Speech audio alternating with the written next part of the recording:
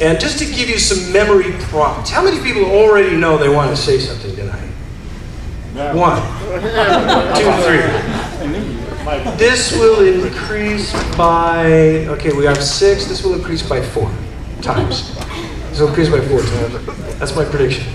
We'll have 24 people sharing this very evening. That's my guess.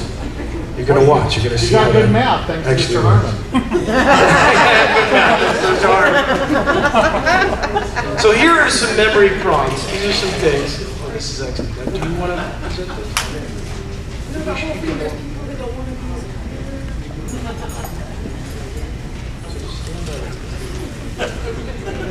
I'll cue you in a second. But here's some memory prompts.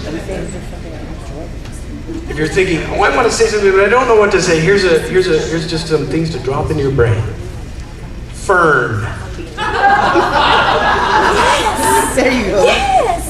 There you go. Valve oil and Vaseline. Not necessarily in that order. And we may or may not want to hear the story, but honor band. Oh yeah. In the mood. Operettas. Camp Pacific.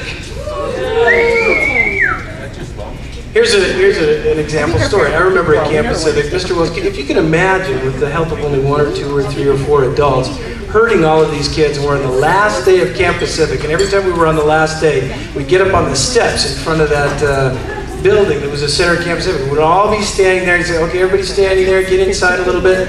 And to make sure everybody got a picture in those days, Mr. Wells would have you line the cameras up in a big arc opposite the people are over there and the camera's over here, and he would go by.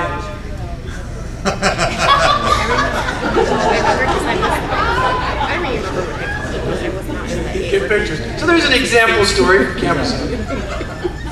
I remember Tony Bafalukas is here tonight. You guys know Tony Bafalukas? Where are you, Tony? Where? One of the greatest drummers I ever saw personally in my actual real-life physical proximity. I remember we were traveling once. We did a show in Page or something. And we were playing in a gymnasium.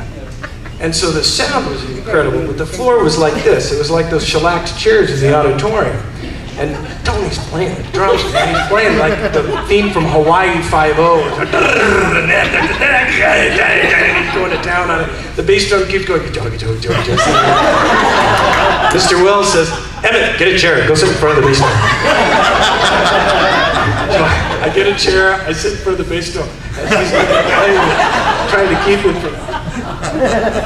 See, that's a memory. You could share something like that if you want.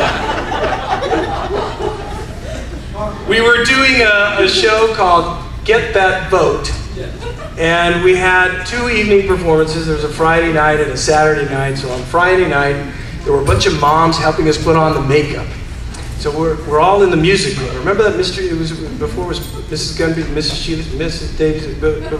Before it was Deborah Joe's, it was Mr. Morgan's music room, and we would all be in there. It's kind of a green room, and sometimes we'd use the other younger elementary school room to the left, and the moms are in there helping. And this show was a kind of thing where there were a lot of straw hats and vests and bow ties, and they're helping us put on the makeup. And one of the moms says, "Do you want a mustache?" And the kid says, "Yeah.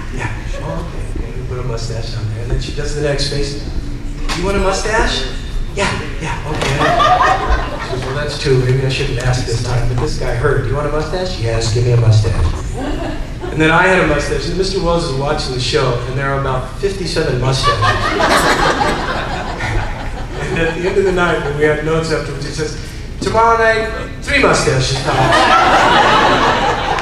Looks like a barbershop quartet convention out there. And sometimes I wondered if Mr. Oz ever actually got to watch the show, because he would sit. We didn't have a pit, exactly. We had the auditorium, and then that sort of drop. I'm putting my hand up here. It was probably actually like that. But it seemed like that at the time. And he would sit down there in a folding chair during the performances of the shows, because he wouldn't let us loose just on the show. He was going to be there to support even during the performance. And he had the book in his hand. And if somebody went up, he would tell you you were live. And then everyone would keep going, because that's what you did. You just keep going.